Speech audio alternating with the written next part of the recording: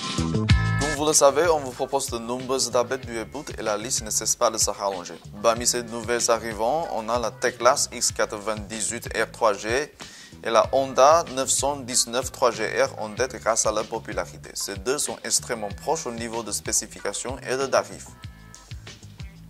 Avant de faire cette vidéo, je fais une petite recherche sur le net chinois et je suis tombé sur une polémique assez chaude autour de ces deux tablettes.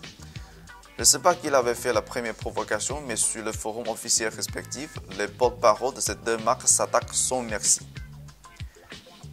Selon Teclast, la Honda V919 3G est une pure arnaque parce qu'elle n'a pas de GPS ni la sortie HDMI.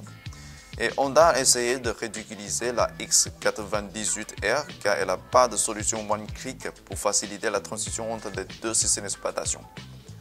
Parfois, c'est amusant de suivre le bagarre entre les fabricants, mais on sait bien qu'il s'agit plutôt de petits coups de communication.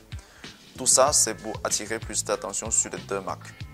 Mais peu importe, je vais faire un petit comparatif entre les deux.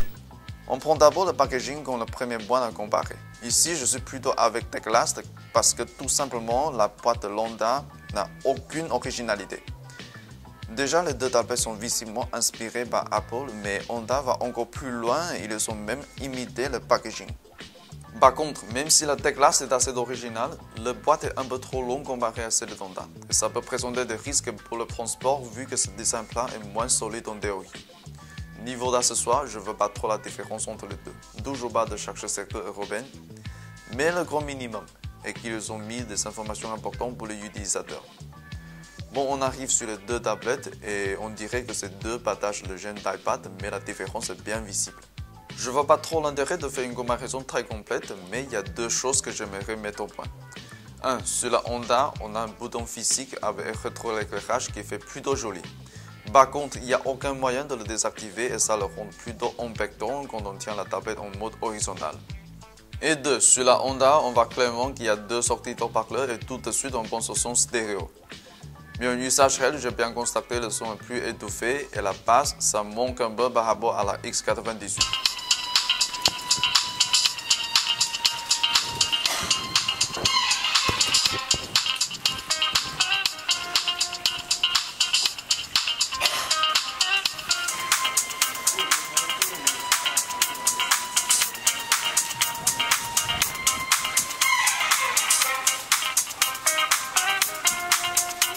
En plus, d'après ce que j'ai pu entendre, le son de Honda est un peu plus faible. Sur la finition, la Teclast sont mieux. Je dis ça parce que tout simplement ça se voit quand on force un peu ses doigts sur les dalles. La Honda peut craquer faiblement. Vu ces points cités dessus, je suis plutôt convaincu par la présentation d'emballage et le design de la Teclast X98. Désolé Honda, mais t'aurais dû faire mieux que ça. Je vais continuer avec leurs écrans. En gros, les deux sont très proches si on tient compte de leur angle de vue et la luminosité. À l'extérieur, les deux partagent la même faiblesse en visibilité. Au niveau de couleur, j'ai l'impression que la Honda est un peu tirée vers le blanc. Mais cette différence est plutôt minuscule en usage réel. Et j'aimerais aussi vous parler des événements visuels sur les deux surcouches Android. La Teclast sont mieux parce que c'est plus économique avec ses écrans et ses textes bien proportionnés. De notre côté, la présentation chez Honda reste à désirer.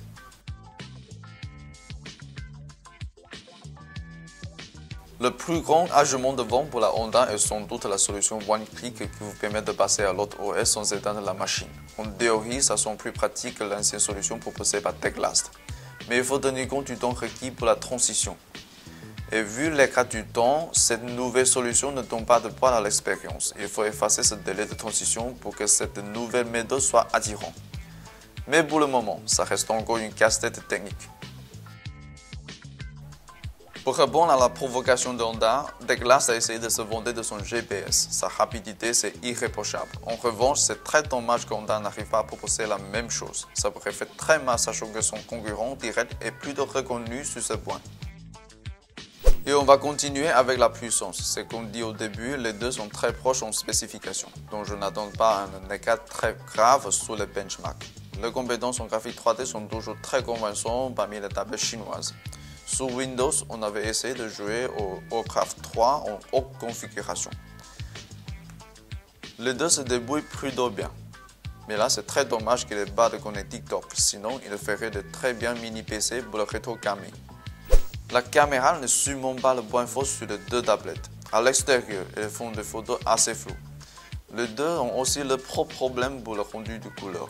Sur Honda, c'est beige vers le jaune et pour la Teclas, c'est un peu trop blanchi. En plus, les deux caméras sont assez mauvaises en gestion d'exposition. Les photos prises à l'intérieur ne sont pas belles non plus. Le même genre de problème pour la couleur et l'exposition précise. Pour résumer, je dirais que les deux marques ne sont pas dans la position de s'entrôler quand il s'agit de leur caméra. Il n'y a pas de meilleur choix entre les deux. Les deux ont bien compris cette situation, donc pas un mot sur la caméra dans leur polémique. Et j'arrive sur le dernier point, l'autonomie. Teclas a bien profité de l'occasion pour se moquer d'Honda. En tout cas, un écran de 1500 mAh sur le papier, ça pourrait faire très mal.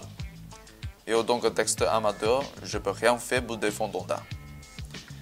Par contre, les deux batteries sont assez assurantes pour les tâches lourdes et le changement de tension semble correct. J'ai testé un peu les autonomies de ces deux tablettes en laissant allumer les écrans au maximum luminosité. Une chose remarquable que j'ai pu constater est que la Teclas a consommé moins vite quand le pourcentage de pile est devenu faible.